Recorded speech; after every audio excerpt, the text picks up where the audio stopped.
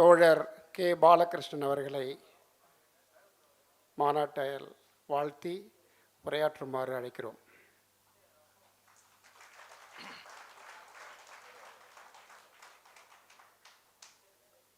அன்பிற்குரிய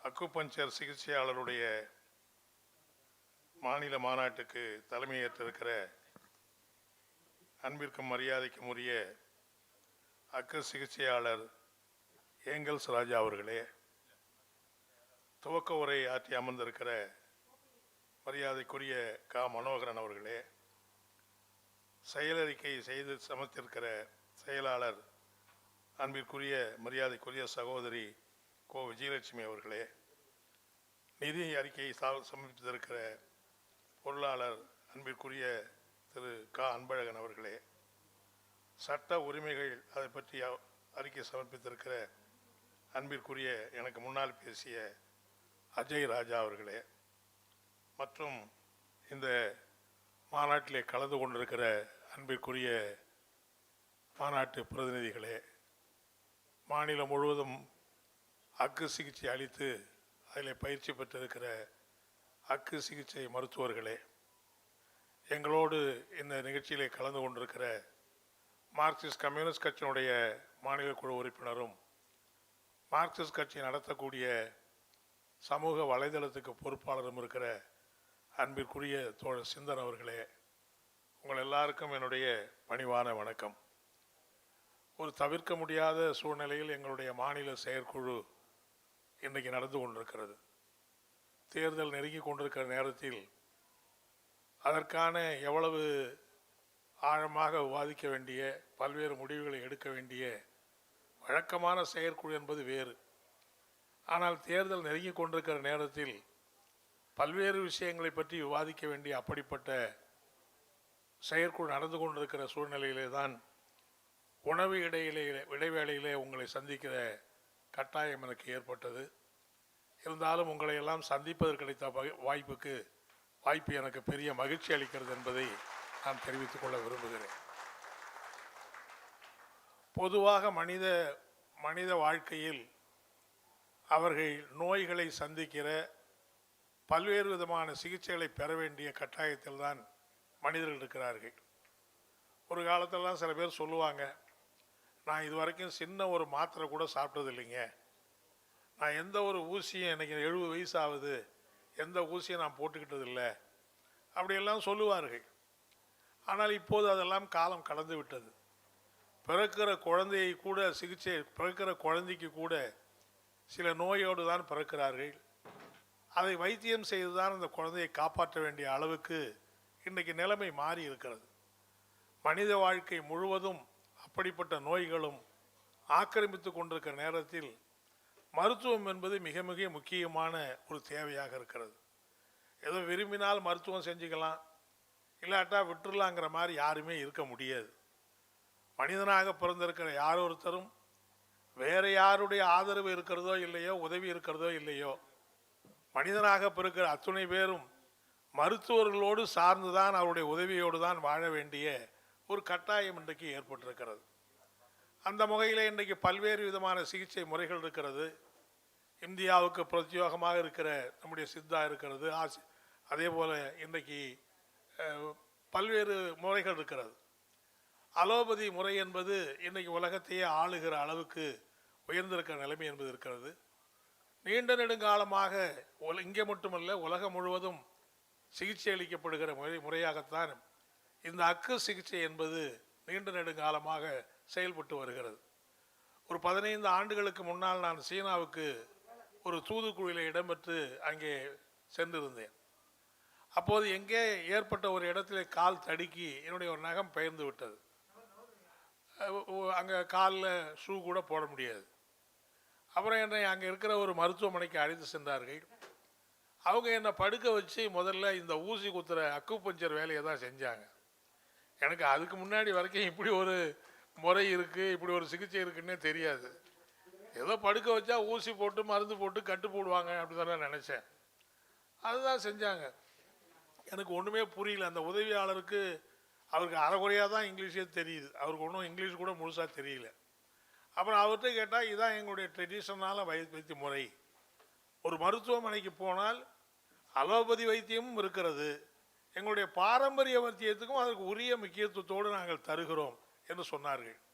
ரொம்ப ஆச்சரியமாக இருந்தது. அலோபதி மருத்துவமனை என்று சொன்னாலே அது அலோபதி மருத்துவம் தான் என்கிற ஒரு நியதி ஏற்பட்டிருக்கிற சூழ்நிலையில் சீன நாட்டிலே அலோபதி வைத்தியத்தையும் வைத்திருக்கிறார்கள். அதனாலே அந்த நாட்டினுடைய பாரம்பரியமாக இருக்கக்கூடிய பாரம்பரிய வைத்தியத்தையும் மருந்துகளையும் கூட வைத்திருக்கிறார்கள்.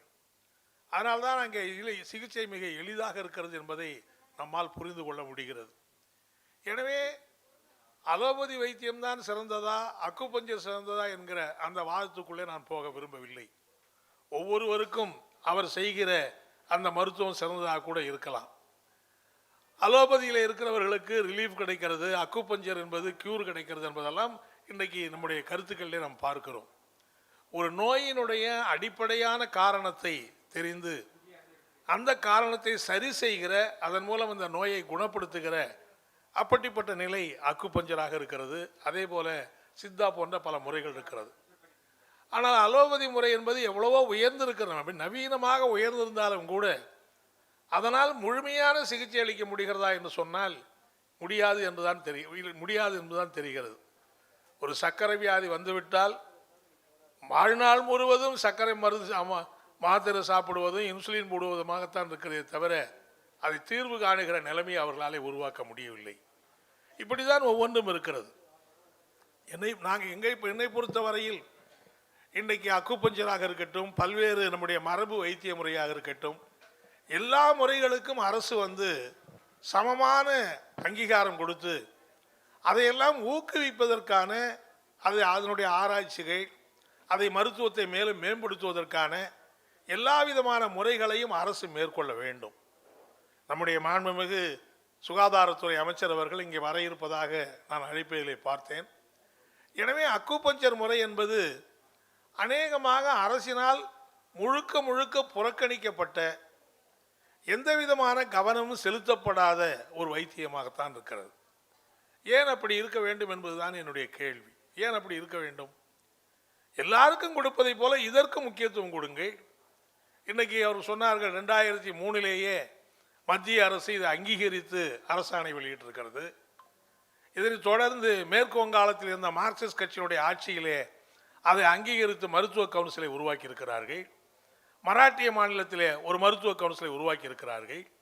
அப்படியெல்லாம் மத்திய அரசு இந்த சிகிச்சை முறையை ஏற்று அங்கீகரித்து அரசாணை வெளியிட்டிருக்கிற போது ஏன் தமிழ்நாடு அதுக்கு ஒரு மருத்துவ கவுன்சிலை உருவாக்கக்கூடாது?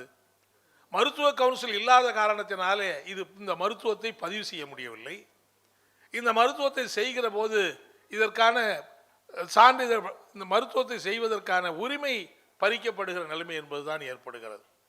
இங்கே எனக்கு முன்னாலே பேசிய குறிப்பிட்டது போல சில இடங்களிலே காவல்துறையோ மற்றவர்களோ அச்சுறுத்தல் என்கிற நிலைமை என்பது ஏற்படுவதற்கெல்லாம் காரணம், ஒரு அரசாங்கம் அங்கீகரிக்கப்பட்டிருக்கிற மருத்துவ கவுன்சில் என்பது உருவாக்கப்பட்டு இது பதிவு செய்யப்படுகிற அப்படிப்பட்ட நிலைமை ஏற்பட்டால் மக்கள் ஒரு நம்பிக்கையோடு இந்த வைத்தியத்தை பெறுவதற்கு முயற்சிப்பார்கள். இப்போ கூட நீங்கள் பார்த்தீங்கன்னா பல இடங்களில் அக்குபஞ்சர் மருத்துவமனை இருக்கிற போது அதற்கு மக்கள் செல்லத்தான் செய்கிறார்கள். ஏதோ அக்குபஞ்சர் என்பது அரசு புறக்கணித்தாலும் கூட மக்கள் புறக்கணிப்பதை நம்மால் பார்க்க முடியவில்லை. எல்லா இடங்களிலும் அக்குபஞ்சர் டாக்டர்களை நோக்கி மக்கள் போய் கொண்டுதான் இருக்கிறார்கள். அவர்கள் கேட்கிற போது இந்த சிகிச்சை எனக்கு ரொம்ப நன்றாக இருக்கிறது, ஒரு மாத்திரையை சாப்பிட்டு அதனால் ஒரு அலர்ஜி ஏற்பட்டு அதனால் ஒரு சைடு எஃபெக்ட் ஏற்பட்டு அதுக்கு இன்னொரு மாத்திரையை சாப்பிட்டு அந்த மாத்திரை இன்னொரு அலர்ஜி ஏற்பட்டு இன்னொரு சைடு எஃபெக்ட் ஏற்பட்டு இன்னொரு மாத்திரை சாப்பிடுவது என்கிற அளவில்லாமல் அப்படிப்பட்ட நிலைமைக்கு மாறாக இதில் எந்த விதமான அலர்ஜியும் இல்லை, எந்த விதமான சைடு எஃபெக்டும் இல்லை. ஒரு நோய் தீருகிறதோ இல்லையோ அந்த நோய் தீர்க்க சாப்பிடுகிற அந்த மருந்து இன்னொரு நோயை உருவாக்காமல் இருந்தாலே அதே பெரிய விஷயம் தானே. நோய் தீர்க்க ஒரு மாத்திரையை சாப்பிட்றீங்க, ஒருவேளை அந்த மாத்திரை வேலை செய்யாமல் போய்த்து கூட போயிடலாம். ஆனால் அந்த மாத்திரையினால இன்னொரு நோய் அப்புறம் அதுக்கு வைத்தியம் செய்கிற அப்படிப்பட்டது என்பது ஆபத்தானதாக இருக்கிறது. அந்த வகையிலே பார்க்கிற போது அக்குபஞ்சர் இந்த முறையிலே சைடு எஃபெக்ட் இல்லை என்பதே ஒரு பெரிய முக்கியமான செய்தியாக, முக்கியமான நிகழ்வாக இருக்கிறது. எனவேதான் தோழர்களே, இந்த அக்குபஞ்சர் முறை என்பதை அரசு அங்கீகரிக்கணும். அரசு மருத்துவ பல்கலைக்கழகங்களிலே இதற்கான பயிற்சிகள் கொடுக்கப்பட வேண்டும். இந்த முறையை வைத்து செய்யக்கூடிய அவர்களுக்கு உரிய அங்கீகாரத்தை அரசு வழங்குவதற்கான நடவடிக்கையை மேற்கொள்ள வேண்டும். இது ஏதோ இந்த பழக்கத்தின் அடிப்படையிலே, விருப்பத்தின் அடிப்படையிலே இவர்களாக இந்த மருத்துவத்தை செய்கிறவர்களாக இருக்கிறார்கள். அவர்களுக்கு எந்த விதமான ஆக்கமும் ஊக்கமும் எந்த விதமான ஆதரவும் அரசு தருகிற நிலைமை என்பது இல்லை. எனவே அரசு ஒரு காலத்தில் அரசு மருத்துவமனையில் வெறும் அலோபதி மருந்து மட்டும்தான் இருந்தது. பல்கலைக்கழகங்களிலே அலோபதி படிப்பு மட்டும்தான் இருந்தது. ஆனால் படிப்படியாகத்தான் சித்தா, ஆயுர்வேதா போன்றதெல்லாம் பல்கலைக்கழகங்களில் படிக்கப்பட்டு பிறகு மருத்துவமனைகளில் அதுக்கான வழக்கங்கள் வழங்கப்பட்டிருக்கிறது. ஏன் அரசு மருத்துவமனையிலே ஒரு அக்குபஞ்சர் டாக்டருக்கு நீங்கள் அப்பாயின்மெண்ட் கொடுக்கக்கூடாது? அப்படி தமிழ்நாட்டில் இருக்கக்கூடிய எல்லா அரசு மருத்துவமனையும் அக்குபஞ்சர் முறையும் ஒரு அங்கீகரிக்கப்பட்ட முறையாக அரசு செய்தால் மக்களுக்கும் நல்ல பலன் இருக்கும். அரசு இந்த சிகிச்சையை மேலும் வளப்படுத்துவதற்கு ஒரு நம்பிக்கையை ஏற்படுத்தும். எனவே இந்த சிகிச்சை, இதில் பழக்கத்தை, இந்த மருத்துவத்தை செய்கிற அவர்களுடைய தனிப்பட்ட ஒரு ஆர்வத்தின் காரணமாக, தனிப்பட்ட அக்கறையின் காரணமாக மட்டும்தான் இது நடப்பது என்கிற நிலைமை என்பது இருக்கிறது. அதை மாற்றி இந்த துறையை ஒரு அரசு மருத்துவ துறையாக அரசு அங்கீகரிப்பது, அதற்கான ஒரு மெடிக்கல் கவுன்சிலை உருவாக்குவது, அதற்கான பயிற்சி பெற்றவர்களை அரசு மருத்துவமனைகளிலே பணியமர்த்துவது என்கிற நடவடிக்கை மேற்கொண்டால் இதன் மூலம் பல்லாயிரக்கணக்கான மக்கள் சிகிச்சை பெறுவதற்கான வாய்ப்பு என்பது ஏற்படுகிறது. ஆனால் நடைமுறையில் என்ன நடக்கிறது என்று சொன்னால், அலோபதி மருத்துவம் என்பது இன்னைக்கு மிக உயர்ந்த ஆதிக்கம் செலுத்துகிற மருத்துவமாக மாறி போய்விட்டது. இன்னைக்கு பார்மாசூட்டிக்கல் இண்டஸ்ட்ரி என்று சொன்னால் அது மிகப்பெரிய கார்ப்பரேட் நிறுவனங்களாக மாறிவிட்டது.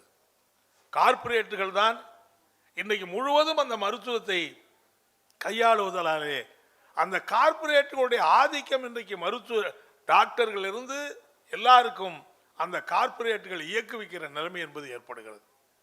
ஆனால் இன்றைக்கு சித்தாவோ அல்லது நம்முடைய ஆயுர்வேதமோ அல்லது நம்முடைய அக்குபஞ்சர் என்பது அப்படிப்பட்ட நிலை என்பது இல்லை. ஆகவே இன்றைக்கு மக்களுடைய மனநிலையை அந்த கார்ப்பரேட் நிறுவனங்கள் தீர்மானிக்கிறது. அந்த கார்ப்பரேட்டுடைய அவருடைய விளம்பரம், அவருடைய பிரச்சாரம், அனைத்து டாக்டர்களுமே அவருடைய கட்டுப்பாட்டில் இருக்கிறார்கள். அந்த கட்டுப்பாட்டில் இருக்கிற டாக்டர்களுக்கு ஏராளமான சலுகைகளை அவர்கள் வழங்குகிறார்கள். ஆண்டுக்கு ஒரு முறை குடும்பத்தோடு அவர்கள் விரும்புகிற இடத்திற்கு 10 நாள் சென்று இலவசமாக தங்கிவிட்டு வரலாம். பல சலுகைகளை இப்படியெல்லாம் செய்துதான் அந்த அக்குபஞ்சர் அந்த கார்ப்பரேட் நிறுவனங்கள் மருத்துவர்களை அவளை கட்டி போட்டு அந்த மருத்துவர்கள் மூலமாக மக்களையும் அந்த மனநிலைக்கு மாற்றுகிறார்கள். எனவே இந்த அக்குபஞ்சர் முறை, நம்ம அக்குபஞ்சரோ அல்லது நம்முடைய மரபு சார்ந்த இந்த மருத்துவம் என்பது நிலைநிறுத்தப்பட வேண்டுமானால் இந்த கார்ப்பரேட் மயமாகி இருக்கிற அலோபதிக்கு எதிர்த்த குரலையும் நாம் கொடுக்க வேண்டியதான் இருக்கிறது. கார்ப்பரேட் மயம் என்பது, நான் அலோபதி முறையவே எதிர்க்கவில்லை, அலோபதி முறை இருந்துவிட்டு போகட்டும்.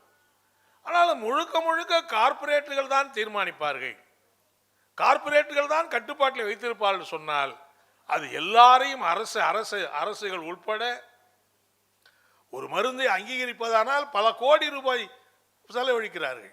ஒரு மருந்தை புதிதாக அறிமுகம் செய்கிறார்கள், அதை அங்கீகாரம் பெறுவதற்கு பல 100 கோடி 19 கோடிகளை செலவழிக்கிறார்கள்.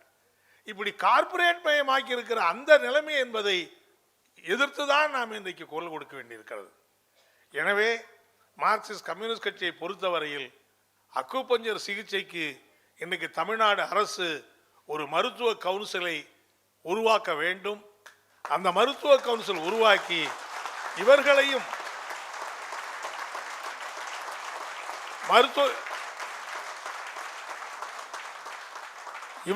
மருத்துவர்களாக பதிவு செய்வதற்கு அரசு நடவடிக்கை எடுக்க வேண்டும் என்கிற அந்த கோரிக்கை முழுக்க முழுக்க நியாயமான கோரிக்கை. அரசு இதை பரிசீலிக்க வேண்டும். அரசுக்கு நிச்சயமாக மார்க்சிஸ்ட் கம்யூனிஸ்ட் கட்சியின் சார்பிலே எங்களுடைய சட்டமன்ற உறுப்பினர் மூலமாக இந்த கோரிக்கையை ஏனென்றால் ஏற்கனவே 2 மாநிலங்களை அங்கீகரித்திருக்கிறார்கள். ஏற்கனவே 2 மாநிலங்கள் அங்கீகரித்திருக்கிற போது யாருமே அங்கீகரிக்கவில்லை என்று சொன்னால் கூட அரசு அங்கீகரிக்க வேண்டுமா வேண்டாமா என்று கேள்வி வரலாம். ஏற்கனவே 2 மாநிலங்கள் அங்கீகரித்து பல்லாண்டுகளாக இந்த சிகிச்சையை ஏற்றுக்கொண்டிருக்கிற சூழ்நிலையிலே தமிழக அரசு அதை ஏன் ஏற்கக்கூடாது என்கிற நியாயமான கேள்வி இருக்கிறது. எனவே அந்த நியாயமான கேள்வியை நாங்கள் ஏற்று அங்கீகரிக்கிறோம். உங்களுடைய நியாயமான கோரிக்கையை வெற்றி பெற தமிழ்நாடு மருத்துவ கவுன்சில் இந்த மருத்துவ கவுன்சில் நிறுவுவதற்கான அரசை வற்புறுத்தவும், இந்த மருத்துவர்களை பதிவு செய்த மருத்துவர்களாக அங்கீகரிப்பதற்கான நடவடிக்கை மேற்கொள்வதையும் நான் நிச்சயமாக வரவேற்கிறேன். அது மட்டுமல்ல, அரசு மருத்துவமனைகளில் கண்டிப்பாக அலோபதி டாக்டர்கள் மற்ற மரபு டாக்டர்களுக்கு இடமளித்திருக்கிற போது அரசு மருத்துவமனைகளிலேயும் இவர்களுக்கு தேர்ச்சி பெற்றவர்களை நீங்கள் பணியமர்த்தி இந்த சிகிச்சை அக்குபஞ்சர் சிகிச்சையும் அங்கே நடத்துவதற்கு அரசு மேற்கொள்ள வேண்டும். எந்த சிகிச்சை வேண்டும் என்பதை பயனாளிகள் தீர்மானித்துக் கொள்ளட்டும். எனக்கு அலோபதி தான் வேணும்னா போட்டு நம்ம ஒன்றும் இல்லை கட்டாயம் அப்படி ஒன்றும் கிடையாது. ஆனால் இது ஒரு மருத்துவ முறையாக நீங்கள் அங்கீகரித்து அந்த சிகிச்சையை அளிப்பதற்கு அரசு ஏன் பாரபட்சம் காட்ட வேண்டும் என்பதுதான் என்னுடைய கேள்வி. அலோபதிக்கு கொடுத்திருப்பதை போல மற்ற மருத்துவத்துக்கு நீங்கள் அங்கீகாரம் கொடுத்து மருத்துவமனையிலே பணி நியமனம் செய்திருப்பது போல அக்குபஞ்சரையும் நீங்கள் அங்கீகரித்து அவர்களுக்கும் பணி நியமனம் கொடுங்கள். அந்த வாய்ப்பையும் மக்களுக்கு பயன்படுத்திக் கொள்வதற்கு, இந்த சிகிச்சையை பயன்படுத்திக் கொள்வதற்கும் அரசு திறந்த மனதோடு செயல்பட வேண்டும் என்கிற அந்த கோரிக்கையை நிச்சயமாக நாங்கள் அரசு நிறைவேற்றுவதற்கு நாங்கள் தொடர்ந்து வற்புறுத்துவோம் என்பதை இந்த நேரத்தில் கேட்டு, உங்களுடைய கோரிக்கை வெல்வதற்கு நாங்கள் எப்போதும் உடனிருப்போம் என்பதை சொல்லி இந்த உங்களுடைய மாநாட்டுக்கு வாழ்த்துக்களை தெரிவித்து இந்த நல்ல வாய்ப்புக்கு நன்றி அளித்திருக்க உங்கள் அனைவருக்கும் என்னுடைய நன்றியை தெரிவித்து விடைபெறுகிறேன். நன்றி, வணக்கம்.